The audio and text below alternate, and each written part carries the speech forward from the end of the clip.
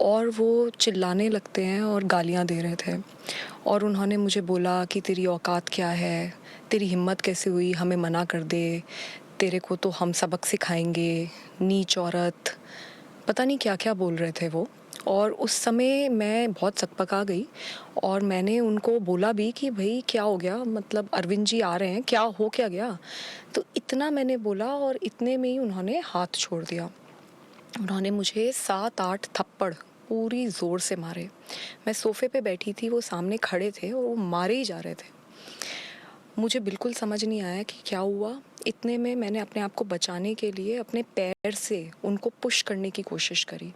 तो जब मैंने उन्हें पुश करने की कोशिश करी तो उन्होंने मेरा पैर पकड़ लिया और मुझे नीचे घसीट दिया। उसमें मेरा सर भी जो वो सेंटर टेबल है उस पे जाके टकराया। मैं नीचे गिरी और फिर उन्होंने मुझे लातों से मारना शुरू किया और मैं चीखती रही, चिल्लाती रही, मैं मदद मांगती रही और मैंने उन्हें इतनी बार बोला कि मेरे पीरियड्स चल रहे हैं, मुझे छोड़ दो, मुझे बहुत दर्द हो रहा है। उसके बावजूद वो आदमी नहीं माना। वो अकेला था कमरे में? जी, उस वक्त वो अकेले थे उस कमरे में।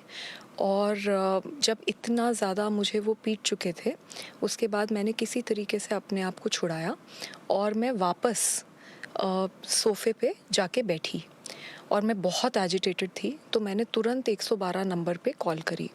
मैंने पुलिस को क्राइम रिपोर्ट करा। जब मैं कॉल कर रही थी तो उसने मुझे देखा और उसने मुझे बोला कि तुम कुछ कर लो, हमारा कुछ नहीं बिगाड़ सकती और तुमको तो मार के गड़वा देंगे, हड्डी पसली एक कर देंगे। पर मैंने उसकी सुनी नहीं और मैंने कॉल कर दिया। जैसे ही उसने रियलाइज़ किया कि मैंने कॉल कर दिया है, वो तुरंत भागा भागा बाहर गया और सिक्योरिटी जो गेट पे खड़ी होती है उनको बुला के लेकर आया।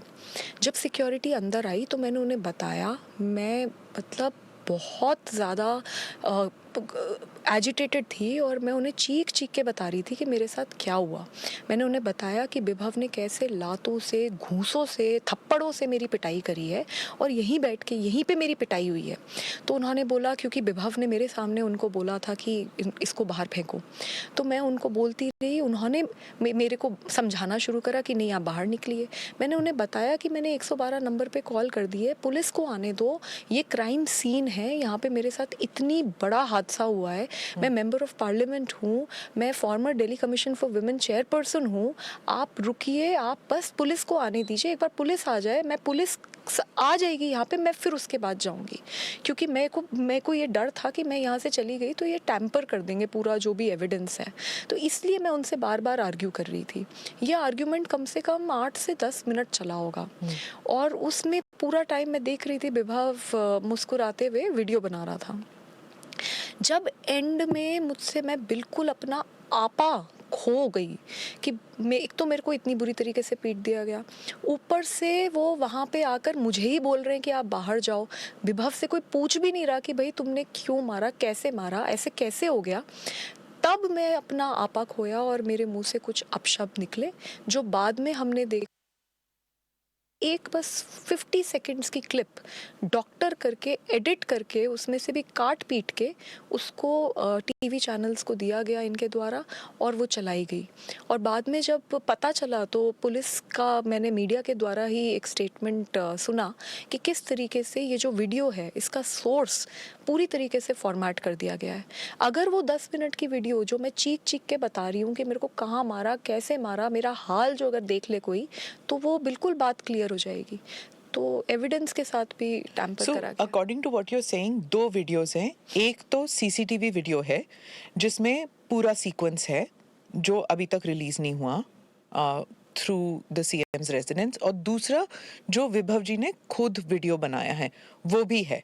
दो वीडियो सोर्सेज हैं अभी। जी बिल्कुल, 2 वीडियो सोर्सेज हैं और ये जो सेकंड वीडियो है मैं इसी का बता रही हूँ आपको कि वो वीडियो एक्चुअली पूरी वीडियो है, वो 8, 9, 10 मिनट की वीडियो है। तो जब वो आपको मार रहे थे वो वीडियो ले रहे थे? नहीं, हाँ। जब मैं वापस आके बैठी, तब ले रहे? जब मैं सोफे पे दोबारा आके बैठी और मैंने 112 नंबर कॉल करा, ये बाहर गया, ये सिक्योरिटी वालों को लेकर आया। जब सिक्योरिटी वाले वहाँ आए तब वो वीडियो लेना शुरू करा है।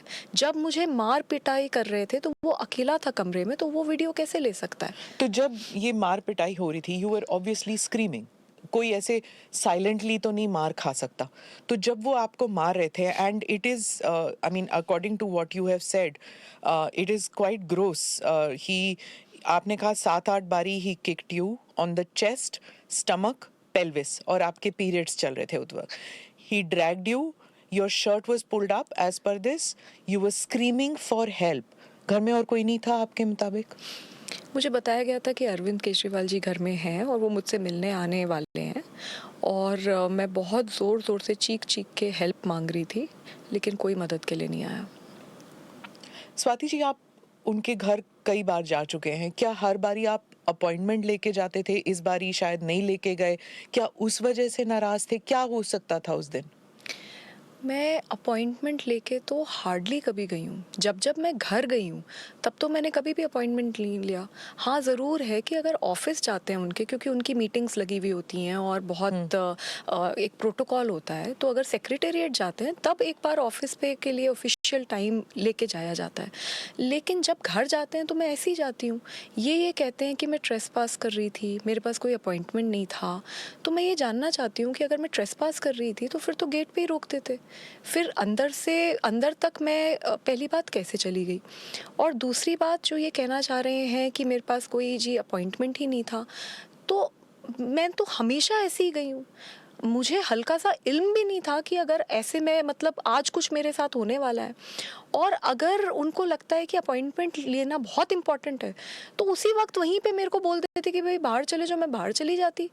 मतलब आप अपॉइंटमेंट लेके नहीं आएगा कोई सो कॉल्ड, तो आप उसको पीट दोगे, और वो भी उस इंसान को जो आज तक कभी आपके घर में अपॉइंटमेंट लेके आया ही नहीं। मैं तो 20 साल से जानती हूँ, वो हमारे घर आते हैं, हम उनके घर जाते हैं, तो ये तो बहुत अजीब बात है। तो व्हाट डू यू थिंक कि जब आप you were asking for help, आप मदद मांग रहे थे कि आपको पीटा जा रहा था, ऐसे तो हो ही नहीं सकता कि सीएम के घर में कोई नहीं हो और ऐसी पिटाई हो रही हो किसी की और कोई बाहर ही ना निकले कमरे से? जी, वही अजीब बात है, और मैं बहुत ज़ोर-ज़ोर से चीख रही थी, चिल्ला रही थी। सच तो ये है कि कोई मदद के लिए नहीं आया। पुलिस अब इस बारे में इन्वेस्टिगेट कर रही है कि क्या हुआ, क्यों हुआ, और किसके इंस्ट्रक्शंस पे मैं पीटी गई हूँ। ये सारी चीज़ों पे अभी इन्वेस्टिगेशन चल रहा है, और दिल्ली पुलिस के साथ मैं पूरी तरीके से कोऑपरेट कर रही हूँ। तो इस वक्त अब इससे ज़्यादा मैं क्या बोलूँ, because it's a matter of investigation. आप कह रही हैं किसी के इंस्ट्रक्शंस पर, यानी कि खुद ब खुद विभव में इतनी जरूरत नहीं होगी कि वो खुद पीटे। Is that what you are saying? मैं ये नहीं कह रही, मैं ये कह रही हूँ कि मेरे साथ बहुत बुरी तरीके से मार पिटाई हुई है। अब बहुत सारे सवाल उठते हैं। वो जो सवाल हैं कि कैसे पिटी, क्यों पिटी, अ, विभव ने अकेले मारा, क्या किसी के इंस्ट्रक्शंस पे मारा, ये सारी चीज़ें अब मैटर ऑफ इन्वेस्टिगेशन है। दिल्ली पुलिस के साथ मैं पूरी तरीके से कोऑपरेट कर रही हूँ। हाँ, मैं ये भी है, लेकिन मैं किसी को क्लीन चिट नहीं दे रही, क्योंकि फैक्ट ये है कि मैं ड्राइंग रूम में थी, अरविंद जी घर पे थे, और मुझे बहुत बुरी तरीके से पीटा गया।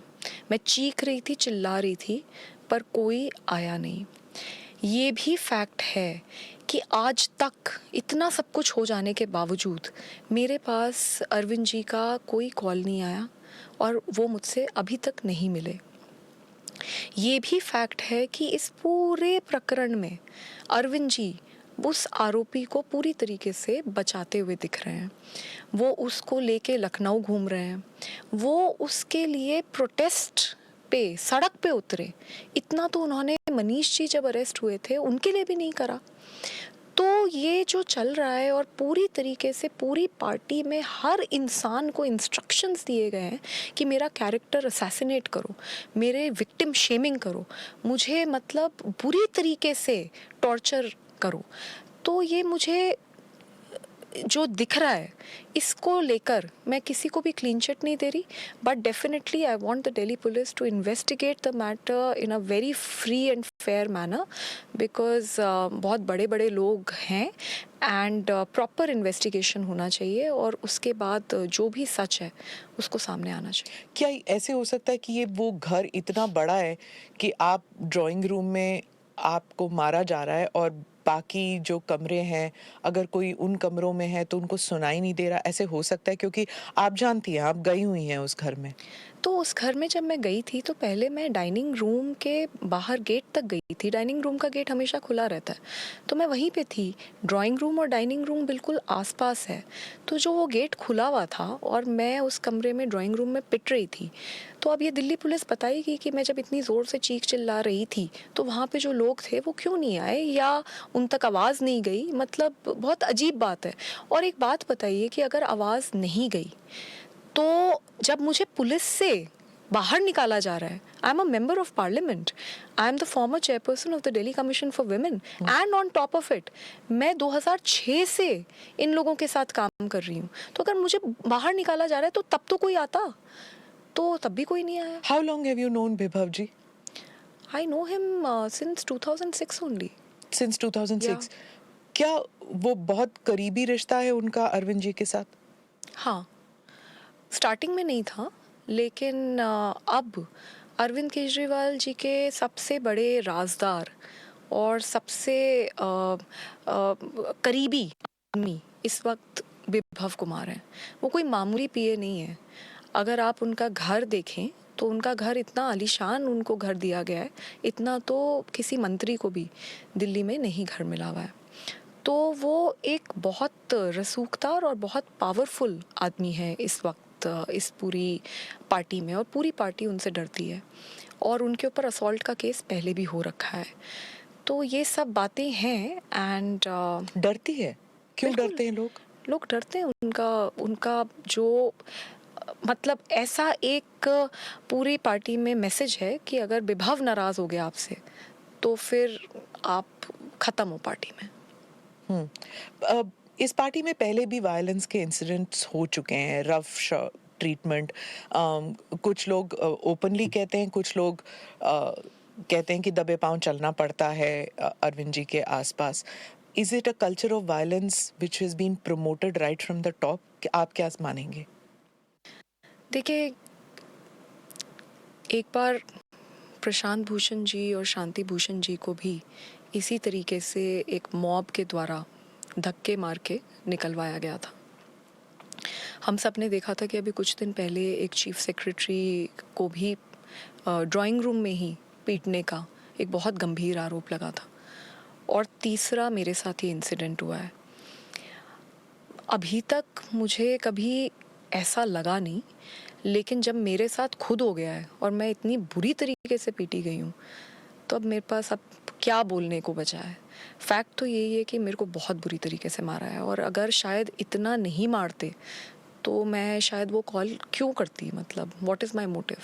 आई am going to run the video. आपको नहीं देखना हो तो आप ना देखें, पर अपने व्यूअर्स के लिए I am going to run it, you don't need to look at it. उसमें जो वीडियो में जो दिखता है, it is not very clear about the room. There is a shaky video जो रिलीज़ हुआ है, अभी तक सोर्सेज नहीं पता, it was leaked to the media. तो हम भी नहीं कह सकते ये किसने रिलीज़ किया है, बट इट्स ऑब्वियस कि अगर सीएम के घर के अंदर का वीडियो है तो somebody close to the CM or close to the security personnel have released this video. अब इस वीडियो में जो हुआ है, after this you make a call to the police. पहले आप कहते हैं सीएम और विभव ने पिटवाया। मैम एक सेकंड जी। सो ये जो वीडियो है, ये जब मैं पिट चुकी थी, मैंने 112 के ऊपर कॉल कर दी थी। उसके बाद जब विभव ने ये देखा कि ये 112 की कॉल हो गई है, उसके बाद वो भाग कर गया, सिक्योरिटी वालों को गेट से लेकर आया, और जैसे ही सिक्योरिटी वाले घुसे हैं उसके बाद इसने वीडियो बनानी शुरू करी है। पर मैम वो जो वीडियो है वो कम से कम 8 से 10 मिनट की वीडियो है, जिसमें मैं सिक्योरिटी वालों को चीख चिल्ला के बता रही हूँ वो कि नहीं मेरे को release हुआ। कैसे मारा गया है, मुझे कहाँ कहाँ मारा गया है, मुझे कैसे लातों घूसों से मारा गया है। मैं सिक्योरिटी वालों को बता रही हूँ कि 112 नंबर पे मैंने कॉल कर दी है और पुलिस को आने दीजिए, पुलिस एक बार आ जाएगी, मैं यहाँ से चली जाऊंगी, because otherwise they will tamper with the evidence. ये सारी चीज़ें मैं 8-10 मिनट तक पिटने के बाद चीख चीख के बोल रही हूँ। लेकिन सिक्योरिटी वाले, क्योंकि वो तो विभव ने उनको बोल दिया था कि इसको उठा के फेंक दो, तो वो तो सुन ही नहीं रहे थे मेरी बात। एंड में जब मैं बिल्कुल अपना आपा खो चुकी थी, मुझे दिख रहा था कि वो मुस्कुरा के वीडियो बना रहा है, फिर भी मैं अपना आपा खो चुकी थी, तब मैंने जब अपशब्द बोले तो बस वो जो पूरा एक छोटा सा पोर्शन है, बस उसको मीडिया में सिलेक्टिवली लीक किया गया। हाँ, दो चीजें, एक तो आपका अपशब्द और दूसरा आपका वो जो आपने पुलिस को बताया, जो अपशब्द वाली बात है, दो वीडियोस है, एक तो अपशब्द वाली और दूसरा जो आप चल के जा रही हैं, Right. Which will also play. आप नहीं देखना चाहें तो ठीक है। जो आप चल के जा रही हैं उसमें जो आम आदमी पार्टी के कुछ लोग हैं वो उन्होंने प्रेस को बताया कि वो तो she is walking out normally, वो ना तो उनके कपड़े फटे हुए हैं क्योंकि आपने कहा था आपका शर्ट ऊपर किया था, and she is not limping क्योंकि आपने कहा था कि आप यू वर किक्ड, तो वो लिम्पिंग नहीं है। पर एक woman, there are two women in the video जो आपको एस्कॉर्ट करके बाहर लेके जाते हैं एंड आप पॉइंट कर रही हैं towards somebody, and there are 2-3 men who are standing around you and they are also just watching you। तो वो कह रहे हैं कि अगर आपको इतनी बुरी तरह पीटा जाता, again I am very sorry, I am raising these issues because जो वायलेंस विक्टिम्स होते हैं, it is very disturbing to see those visuals and to relive that incident. So I am extremely apologetic, मैं आपसे पूछ रही हूँ, but just so that this can be sorted out कि जब आप you have worked with several victims of violence, इसलिए मैं आपसे पूछ रही हूँ क्या can somebody walk like this normally after being beaten so brutally? Ma'am, सबसे पहले मैं प्रीवियस क्वेश्चन पे एक क्लैरिफिकेशन और देना चाहूँगी। मैं जब अपशब्द बोल रही थी वो ही पोर्शन उन्होंने कट करके रिलीज़ करा है। मैं सिर्फ ये जानना चाहती हूँ कि विभव खुद ही बैठ के वीडियो बना रहे थे, तो वो पूरी की पूरी वीडियो कहाँ है? पुलिस ने मीडिया को ये इन्फॉर्मेशन दी है कि जो इनके फ़ोन हैं ये फॉर्मेट कर चुके हैं और वो वीडियो का अभी तक सोर्स भी पता नहीं चल रहा। तो सिर्फ मेरा ये सवाल है कि अगर जो इंसान सही है और सामने वाला कुछ गलत कर रहा है और तुम्हारे पास इतनी इम्पोर्टेंट वीडियो भी है, तो तुम उसको ओरिजिनल पुलिस को क्यों नहीं दोगे अपने आप को बचाने के लिए? तो एक मेरा ये सवाल है। दूसरा, आपने जो मुझसे बोला, मैम मैंने दिल्ली महिला आयोग में 1,70,000 से ज़्यादा केसेस में सुनवाई करवाई है। 60,000 सेक्सुअल असॉल्ट सर्वाइवर्स की हम लोगों ने काउंसलिंग करी है। 2 लाख कोर्ट केसेस से ज़्यादा में हमने हियरिंग्स करवाई हैं। जब कोर्ट में हियरिंग्स हो रही थी सेक्सुअल असॉल्ट सर्वाइवर्स की, तो हम वहाँ पे, हमारे लॉयर्स वहाँ पे खड़े थे, उनकी मदद कर रहे थे। अपने पूरे 9 साल के कार्यकाल में मैं हज़ारों सर्वाइवर्स से मिली हूँ और हर तरीके के सर्वाइवर से मिली हूँ। डोमेस्टिक वायलेंस, सेक्सुअल असॉल्ट, हम लोगों ने 2,500 से ज़्यादा तो रेस्क्यू ऑपरेशंस करे हैं, जिनमें से बहुत सारे ऑपरेशंस मैंने लीड करे हैं। और उन लड़कियों को सेक्स ट्रैफिकर्स के भी चुंगल से हम लोग निकाल के बाहर लेकर आए हैं। तो मेरा इतना काम है। पर मैं जब भी किसी भी सर्वाइवर से मिली, एक चीज़ हर सर्वाइवर के लिए कॉमन होती है, जब वो अपनी आवाज़ उठाती है तो उसकी आवाज़ कोई नहीं सुनता। पूरा समाज उसकी तरफ देखकर उंगली उठाता है कि ज़रूर इसी ने कुछ गलत करा होगा। तो ये मेरी कहानी नहीं है, ये पूरे देश में हर लड़की जो अपनी आवाज़ उठा देती है उसकी कहानी है। मैं निर्भया की मम्मी से मिली थी और उन्होंने एक बात बोली थी जो मैं ज़िंदगी में कभी नहीं भुला सकती। उन्होंने मुझे ये बोला था कि कभी कभी मुझे ऐसा लगता है कि अच्छा हुआ मेरी बेटी अब दुनिया में नहीं है, क्योंकि जो इस देश में न्याय पाने की ज़िल्लत है ना, कम से कम वो तो उसको नहीं देखनी पड़ रही। निर्भया से भी पूछा गया था कि तुम बस में क्यों गई, ऑटो में क्यों नहीं गई, रात में क्यों गई, दिन में क्यों नहीं गई, वो लड़का कौन था? तो इस तरीके की जो विक्टिम शेमिंग है, ये हर लड़की के साथ होती है, ये कोई नई बात नहीं है।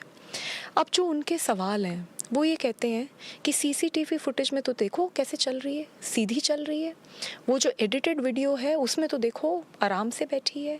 तो मुझे एक बात बताइए, जब आपके साथ मार पिटाई होती है तो आपका फर्स्ट रिएक्शन क्या होता है? You are very agitated. Obviously there is pain, but there is agitation which takes you over. There is a very high adrenaline also running through your body. आपको अगर कोई गोली भी मार दे तब भी आप उठ के भागते हो, क्योंकि आपको अपने आप को बचाना भी है और आपको न्याय भी पाना है। तो ये कहना कि देखिए सीसीटीवी फुटेज में ये ऐसे चल रही है, पहली बात तो जहाँ तक दिल्ली पुलिस ने जो मीडिया में से बातचीत हुई है, उसमें तो मीडिया में ये चल रहा है कि सीसीटीवी फुटेज तो अभी दिल्ली पुलिस के पास ही नहीं पहुँचे। तो क्या ये सीसीटीवी फुटेज बिल्कुल करेक्ट है? क्या ये डॉक्टर्ड है? And on top of it, मैं अभी चल रही हूँ और 4 दिन बाद मैं लिम्प कर रही हूँ, तो किसी को भी, जिसको भी चोट लगी होगी, उसको ये समझ आएगा कि जब चोट गरम गरम होती है उसमें इंसान दौड़ भी जाता है, अरे फ्रैक्चर भी हो जाता है तब भी इंसान दौड़ जाता है। और जब वो चोट सेटल करती है और जब आप एक्चुअली रियलाइज करते हो कि आपके साथ क्या हो गया, मतलब तब जाके वो दर्द उभर के आते हैं। तो ये कहना कि वो तेज चल रही थी फिर बाद में वो देखो लिम्प कर रही है, मुझे लगता है इससे बुरी विक्टिम शेमिंग क्या हो सकती है। दुख इस बात का है कि दिल्ली की महिला मंत्री ये कहती हैं कि देखो इसके तो कपड़े नहीं फटे, देखो इसके तो सर नहीं फूटा, तो बस अब इसी की कसर रह गई थी, वो भी करवा देते। And on top of it, मैंने कब एफआईआर में कह दिया कि मेरे कपड़े फट गए? मैंने कब एफआईआर में कहा कि मेरा सर फट गया जी, मैं खूनम खून हो गई? एग्जैक्टली जो मेरे साथ हुआ है, वर्ड टू वर्ड बिल्कुल मैंने वही लिखा है। मैंने ना आगे लिखा ना पीछे लिखा। और मैं अगर गलत हूँ, मैं बिल्कुल तैयार हूँ, मेरा पॉलीग्राफ टेस्ट मैं चाहती हूँ कि पुलिस करे, उससे सब क्लियर हो जाएगा। मैं बिल्कुल चाहती हूँ कि पुलिस मेरा पॉलीग्राफ टेस्ट कर ले, क्योंकि मैं इस आरोप के साथ कैसे जिंदा रहूँ जिस लड़की ने हमेशा और लड़कियों को हिम्मत दी लड़ने के लिए, आज उसी को तुमने पूरी दुनिया के सामने ऐसे दिखाया कि ये तो झूठे आरोप लगाती है। तो मैं इसके साथ कैसे जिंदा रहूँ? ये तो पूरे विमेन्स मूवमेंट के कॉज के लिए बहुत बड़ा धक्का है। So I am willing to do anything to tell that it is actually the truth. When you made the call to the police, तो उस वक्त 2-3 अलग-अलग बयान थे। सीएम और विभव ने पिटवाया, सीएम ने विभव से पिटवाया, विभव ने अकेले पीटा। Have you given a clean sheet to Arvind Kejriwal की उन्होंने कुछ नहीं किया, उन्होंने विभव ने अपने आप किया है? Who did what? देखिए, मैं किसी को भी क्लीन चिट नहीं दे रही। सच्चाई तो ये है कि मेरे को अरविंद केजरीवाल जी के ड्राइंग रूम में बहुत बुरी तरीके से लातों और घूंसों और थप्पड़ों से मारा गया है, और ये बात एमएलसी में भी निकल कर आई है। MLC just for viewers, medical legal case। हाँ जी। तो इतनी मेरे को, मतलब 4 दिन बाद मेरी एमएलसी हुई, उसमें भी मेरी इंजरीज निकल कर आई हैं। तो ऐसी सिचुएशन में जब मुझे इतनी बुरी तरीके से पीटा जा रहा है और मैं चीख चिल्ला के मदद के लिए मांग कर रही हूँ, और मैं ड्राइंग रूम में ही हूँ और घर में और भी लोग हैं और कोई मेरे को बचाने नहीं आया, तो मैं कैसे किसी को क्लीन चिट दे सकती हूँ? नंबर 1। नंबर 2, जब जैसे ही मैंने कंप्लेंट फाइल करी, पूरी की पूरी पार्टी को मेरे खिलाफ उतारा गया। बार बार मेरा कैरेक्टर असैसिनेशन करा गया, बार बार मेरा विक्टिम शेमिंग करी गई। एडिटेड वीडियोस जो अब कहते हैं जी सोर्स ही नहीं है, उनको मीडिया में लीक करा गया। सीसीटीवी फुटेज बता रहे हैं कि गायब करे गए। वो जो आरोपी है उसको दोबारा क्राइम सीन पे बुलाया गया और फिर वो टैम्पर करेगा एविडेंस और या नहीं करेगा। Why are you saying बुलाया गया? क्या वो खुद नहीं जा सकता था? वो कैसे जा सकता है अगर कोई उसको अंदर ना आने दे? तो ये सीएम हाउस की बात कर रहे हैं हम, एंड ये भी पता है कि 2 महीने पहले उसका ही is no longer the PS. तो ऐसी थोड़ी ना, आप जाके देख लीजिए, कोई भी जाके देख लीजिए, क्या सीएम हाउस में कोई भी ऐसे घुस सकता है? भाई मैं भी अंदर तक अगर ड्राइंग रूम तक गई तो मेरे को एंट्री दी तभी तो मैं अंदर गई, नहीं तो मुझे गेट पे ही रोक देते, मैं गेट से ही चली जाती। फिर आपके बयान अलग-अलग क्यों थे कि सीएम ने पिटवाया? You know the 3 things that you said, विभव, सीएम और विभव ने पिटवाया, विभव से पिटवाया गया, विभव ने अकेले पीटा। सो जो फर्स्ट 2 कॉल्स हैं, पहली बात तो मुझे समझ नहीं आ रहा था कि मैं जब 112 नंबर पे कॉल कर रही थी वो वहीं खड़ा था। मैं बहुत एजिटेशन और डर में थी कि मेरा फ़ोन खींचेगा और मुझे फिर पीटेगा। तो उसमें मैंने उस समय बहुत एजिटेशन में और बहुत डर में, and I was already in pen and trauma, तो मैंने 2 बातें बोली हैं। मुझे नहीं पता कि वो 1 बोली है 2 बोली है, मैं उसको लेके I am not very sure, क्योंकि मुझे ऐसा लगा, वही मेरे को लगता है, मेरे को ऐसा लगा कि शायद 1 कॉल मेरी लगी नहीं, मैंने इसलिए दोबारा बोला। बट उस समय मैंने यही बोलने की कोशिश की कि अरविंद जी ने विभव से मुझे पिटवाया, क्योंकि उस समय मुझे यही उस वक्त I felt that. Okay. But at the end of the day today I have filed a proper complaint and उसके ऊपर इन्वेस्टिगेशन अभी चल रही है. और मैं अब इस बारे में कि मेरे को किसने पिटवाया, क्यों पिटवाया, कब पिटवाया, मैं अब इसके बारे में बात नहीं करूंगी, because there is an investigation that is ongoing and I would like to participate in it. What was the delay? You know, आप अपने घर गए और उसके बाद, I mean, you've worked with so many victims, you know this, that sometimes immediately नहीं complaint होता, you feel alone or whatever the reason. It took a lot of persuasion for people to get you to come out and speak about it. What was that trigger कि आप बोले नहीं, and what was the trigger जब आप बोले? वो delay क्यों हुआ? जी, मैं अरविंद जी के घर से निकलकर जब पुलिस स्टेशन पहुंची, सिविल लाइंस पुलिस स्टेशन, तो वहाँ पे एसएचओ के सामने मैं बहुत बुरी तरीके से रो रही थी. मैं फूट फूट के रो रही थी और मैंने उन्हें सब बताया कि मेरे साथ क्या क्या हुआ. पर उसी वक्त एक तो जो पेन और ट्रॉमा है वो सिंक इन कर रहा था. उसी वक्त मेरे पास मीडिया के बहुत सारे कॉल्स आने लग गए. जैसे ही मैंने मीडिया के कॉल्स देखे, मैं घबरा गई, क्योंकि मुझे इस बात की डर लगा कि इलेक्शन का टाइम है and I don't want to politicise what happened to me. So at that moment I decided that I will leave. तो मैं घर गई. उसके बाद पार्टी के वरिष्ठ नेता मेरे घर आए. मुझे बोला गया कि पार्टी इसके ऊपर एक्शन लेगी, सख्त से सख्त एक्शन लेगी, क्योंकि उन्होंने मेरी हालत देखी. They came inside your house. Yes, they did. कितने लोग आए थे? थे कुछ लोग. Okay. तो उस टाइम वो they had sympathy with you. They had, because अगर आप देखें तो संजय सिंह जी आए थे मेरे घर पे. उन्होंने मेरा हाल देखा. उन्होंने देखा कि जो लड़की एक फाइटर है हमेशा, आज वो एक विक्टिम बन गई. उन्होंने वो सब कुछ देखा. मैं रो रही थी, मैं पेन में थी और मैं बार बार सबको बता रही थी कि मेरे साथ क्या हुआ.